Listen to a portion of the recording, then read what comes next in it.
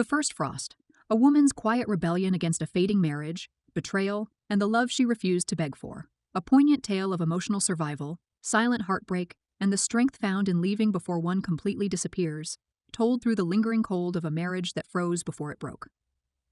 The first frost came early that year. I remember waking to a thin veil of silver stretched across the garden, the persimmon tree branches outlined in cold lace. It should have been beautiful, but all I could feel was the creeping sense that something inside me was shifting. Maybe it was the quiet, or maybe it was the photograph I discovered that same morning wedged between sweaters that smelled like winter and aftershave. Folded so carelessly it had begun to crease in the corners. She was in the photo. A woman I didn't know, her face tilted slightly toward my husband's, their arms nearly brushing. He looked light. His smile had a softness I hadn't seen in years, not since before the tension settled in our marriage like a second skin. Something about the intimacy captured in that frame unsettled me. Not the overt, dramatic kind of intimacy, but the quiet kind, one forged through whispers, hidden moments, and the willingness to be seen. I stood by the window with that photo, watching the frost spread over the world like a quiet invasion. The sky was pale, as if holding its breath, and inside me, something cracked. I didn't cry. There were no sudden gasps, no collapsing to the floor like in films. Instead, I felt a numbness, like the cold had seeped into my bones and made a home there. Marriage had never been a fairy tale. I accepted that early. Ours was a union arranged not by force but by expectation. We were compatible, polite, and willing. And for a while, that was enough. There were many days, in fact, when his hand found mine in the dark, when our silences were comfortable, not strained. But comfort is a fragile thing. It doesn't scream when it's leaving. It just stops showing up. Over time, I became a fixture in the house, always present but increasingly invisible. His late nights became routine, his smiles more distant. I adjusted. I told myself he was tired, that he carried burdens I didn't understand. I built excuses for him out of loyalty, perhaps even fear. But loyalty can turn to delusion if nurtured long enough.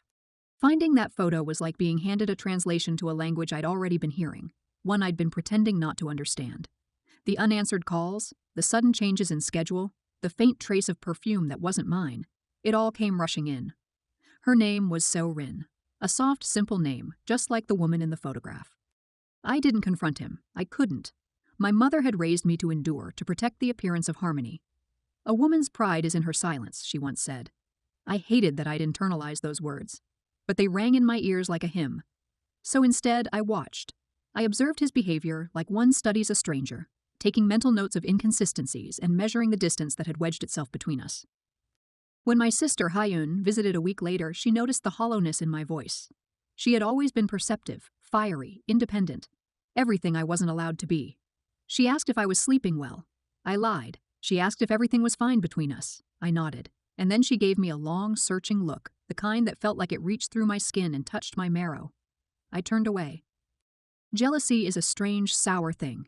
It doesn't just hurt, it humiliates. I didn't envy So-Rin's beauty or her poise. What I envied was the version of my husband she got, the attentive man, the man who laughed with his eyes. I began researching her the way one might study a rival quietly, obsessively. I found out where she worked and how she lived. I imagined her apartment filled with warm lighting and quiet music, places where my husband probably felt more like himself. Soon, I started measuring my worth against her presence. Was she more gentle? More spontaneous? Did she challenge him in ways I didn't dare? I began to decay from the inside out, consumed by questions that had no answers. I became quieter, less visible, as if I were trying to disappear before he could do it for me. Then came the night I followed him. It was a Thursday. I remember because I made japchae that evening, and he only ate a few bites before saying he had to go back to the office. I waited exactly 7 minutes after he left before I called a taxi and followed. The drive was long, silent, and filled with the kind of dread that knots itself in your stomach and refuses to leave. I watched as he parked near an old building, walking briskly toward a small, red brick apartment complex. He didn't knock, he just went in. The taxi driver asked if I wanted to get out. I said no. I sat there for 15 minutes, staring at that door, then gave him a new address for home. I spent the night staring at the ceiling, the blanket pulled up to my chin like it could protect me from the truth. When he returned, I pretended to be asleep. That's when I started to fracture in ways I couldn't hide. I no longer had the energy to play the part of the devoted wife. My cooking became careless. I forgot to buy groceries. I stared too long into space. He didn't ask what was wrong. He never does when it matters. Then I found the letter. It was tucked into the pocket of a jacket he hadn't worn in weeks. The handwriting was feminine, elegant, and foreign. It spoke of longing, of regrets, and stolen happiness. "I wish I met you first," she had written. "In another life, I would have chosen you from the beginning." Another life. The phrase echoed in my mind for days. How many versions of myself had I buried to live this one? That night, I didn't wait for him to leave again. I did. With one suitcase, a notebook, and a train ticket, I vanished into the cold morning, just as the frost began to melt from the ground. I didn't leave a note. I didn't send a message. I simply left because staying had become more unbearable than any unknown waiting beyond. The train cut through landscapes blurred by frost and speed, carrying me further from the life I had spent years trying to preserve. As the city slipped behind, I didn't feel free, just hollow. Leaving wasn't an act of courage. It was the last quiet act of a woman who had run out of ways to stay. I arrived in Busan before noon, the sky painted with soft gray streaks and the scent of salt water thick in the air. My aunt, my mother's younger sister, greeted me with her usual quiet understanding. She had lived alone since her husband's passing, in a modest hanok tucked away from the noise of the city. The house smelled like dried seaweed, roasted barley tea, and distant grief. She didn't ask why I had come. Her silence was the kind that offered comfort instead of judgment. I spent the first few days sleeping. Long, dreamless stretches of rest that felt more like surrender than recovery. When I finally began to move through the house, it was as though I was stepping into my own body for the first time in years. My movements were slow and deliberate, like I was relearning how to exist without performance. The sea became my companion. Every morning I walked its edge, the cold wind battering my skin until my cheeks stung. The waves moved with purpose, crashing and receding, and I watched them until I felt some rhythm return to my own chest. I began writing again. Not love stories, not poetry, just thoughts fragmented, uncertain, but mine. I wrote about silence, about winter, and about the feeling of being both betrayed and invisible. My phone remained off most of the time. I didn't want to be found, and for a while I wasn't. It was almost a relief to be forgotten. But forgetting has its limits. News trickled in through the family. My sister called the house, not to pry, but to make sure I was alive. She told me he had been calling her nervous, angry, and then eventually desperate. That he had gone to my mother's house, left voicemails, and even stood outside my studio in the city waiting, as if I might appear and forgive it all with a tired smile. I didn't go back immediately.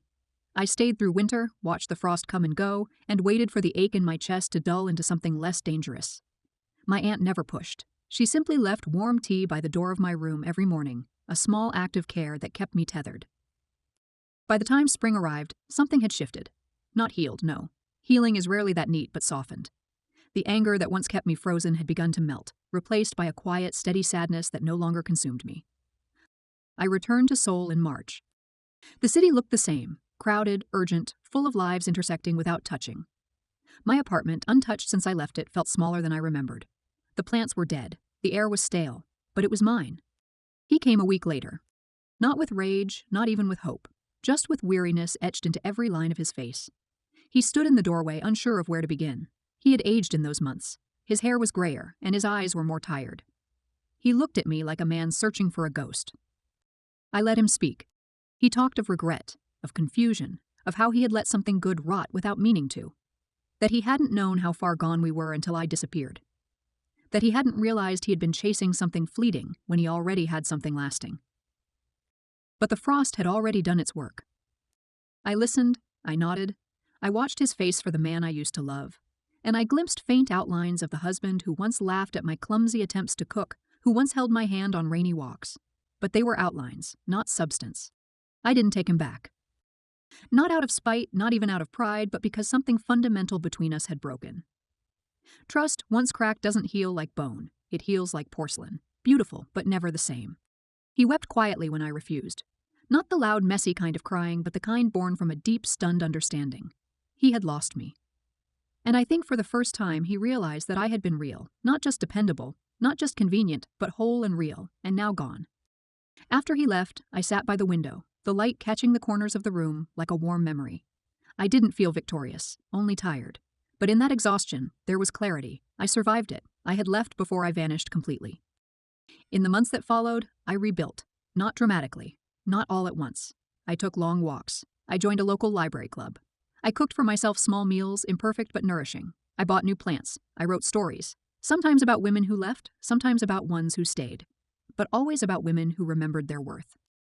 I think of So-rin sometimes, not with hatred, with a kind of sad kinship. We were both searching for something in him that he didn't truly possess. She saw a version of him, and I saw the potential of one. But neither of us saw the full picture. In another life, maybe we'd have been friends. In another life, maybe none of this would have happened. But this was the life we were given. And in it, I chose to begin again. Now each year when the first frost comes, I pause. I let the memory wash over me. Not to grieve, but to remember. The way the light hit the window that morning, the scent of winter in the air, the silence that followed the truth, and the strength that rose from it. I survived my own forgetting, and I emerged whole.